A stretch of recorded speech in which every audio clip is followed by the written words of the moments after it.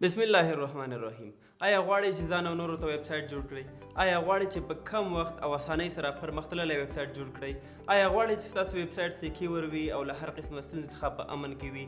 نو دغه کورس تر پایه تعقیب کړئ. ورډپریس د ویب پاڼو جوړولو لپاره یو له قوي او له مشهورو پلیټفارم څخه شمیرل کیږي. د ورډپریس په واسطه تاسې هر قسمه ویب پاڼې جوړولی شئ.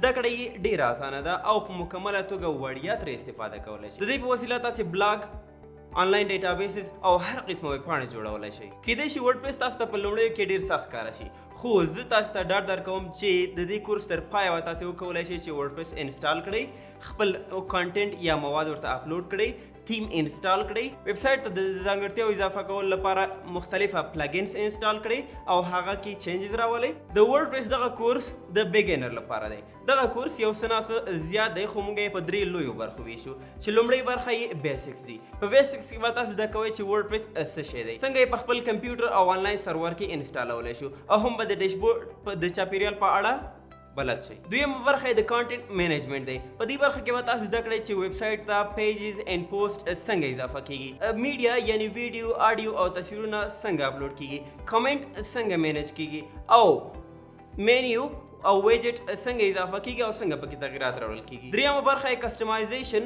پلګین او سیټینګ دی. په دې برخه کې به تاسو زده کړئ چې ورډپریس ته تیم او پلګین څنګه انسټالیږي او څنګه پکې تغیرات راوړل کیږي او هم تیم څنګه کسټمایز کیږي. نو تر ټولو لومړی به د بیسکس په اړه خبرې کوو. په راتلونکي درس کې په تفصیلي ډول وایو چې ورډپریس څه شی دی. نو اوس لپاره ښه وخت ولرئ. الله مو مل شه.